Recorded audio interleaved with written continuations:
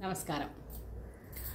ఒక ఊర్లో ఒక సాధువు తన శిష్యుడితో కలిసి భిక్ష తీసుకోవడానికి అందరి ఇళ్ళకి వెళ్తూ ఉంటాడు. అలాగే ఒక ఇంటి ముందు ఆగుతాడు. ఒక ఇంటి ముందు ఆగి భిక్ష అడిగితే ఆ ఇంట్లో నుంచి వెళ్ళి ఒక చిన్న అమ్మాయి వస్తుంది. చిన్న అమ్మాయి వచ్చేసి ఇంట్లో ఎవరు లేరు అని చెప్తుంది.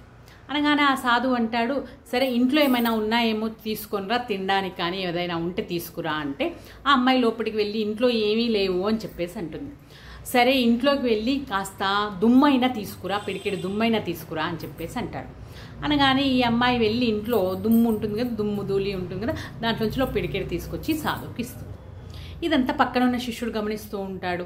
సరే ఆ ఇంటి నుంచి కొంచెం ముందుకు వెళ్ళగానే ఆ శిష్యుడు ఆ సాధువుని అడుగుతాడు, అదేంటి స్వామి మీరు దుమ్ముని తీసుకురమ్మన్నారేంటి, దుమ్ము తీసుకున్నారేంటి అని అడగగానే ఆ స్వామీజీ అంటారు, ఆ సాధువు అంటారు, పాపకి చిన్నతనంలోనే ఇవ్వడం అనేది నేర్పించాలి కాబట్టి, లేదు అన్నది చెప్పకూడదు కాబట్టి తెలియడాని కోసం అని చెప్పేసి దుమ్మును తీసుకురమ్మని చెప్పాను.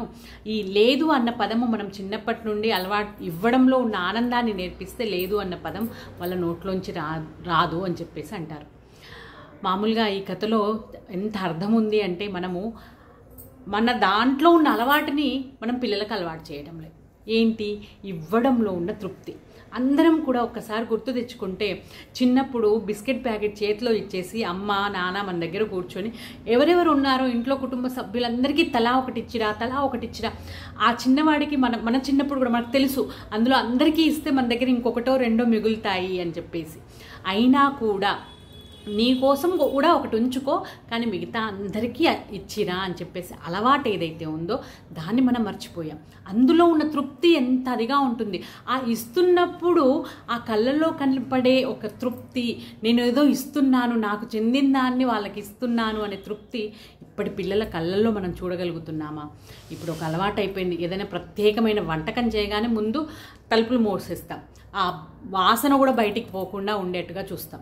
అంటే ఎంతలా పిల్లలకి నేర్పుతున్నాము అంటే, ఏది కూడా తన దగ్గర ఉంది పంచుకోకూడదు. ఈ పంచుకోకపోవడం అనే తత్వము ఎంతగా అదైపోయిందంటే, అసలు ఏది కూడా ఎదుటి వాళ్ళతో పంచుకోకుండా నా కోసమే అని చెప్పేసి అంతగా అదైపోయింది. ఆ అలవాటుని మనం మాన్పించి ఇచ్చే దాంట్లో ఉన్న తృప్తిని మనం అలవాటు చేయాల్సిన అవసరం ఉంది. ఈ అలవాటుని మనము స్కూల్కి వెళ్తున్నప్పుడు వాళ్ళకి టిఫిన్ బాక్స్లో కొంచెం ప్రత్యేకంగా స్నేహితులతో పంచుకోవడానికి వాళ్ళకి చెప్పడము, అలాగే పార్కులకి వెళ్ళినప్పుడు లేకపోతే పిల్లల కింద ఆడుకుంటున్నప్పుడు వాళ్ళ చేతికి ఇచ్చేసి చాక్లెట్లో ఏదైతుంది అలాంటివి మిగతా వాళ్ళతో పంచుకోవడం అనేది అలవాటు చేసినట్టయితే అందులో ఉండే తృప్తి ఎంతగా ఉంటుందో మనం అలవాటు చేయాల్సిన అవసరం ఉంటుంది. ఆ కళ్ళల్లో మనం కూడా ఆ మెరుపు చూడాల్సిన అవసరం ఉంది. కాబట్టి ఈ అలవాటుని అలవాటు చేస్తారని నేను అనుకుంటున్నాను. ఈ కథ మీకు నచ్చిందని అనుకుంటున్నాను. మీ అనుభవాలు, మీ యొక్క అభిప్రాయాలు చెప్తే సంతోషిస్తాను. నమస్కారం.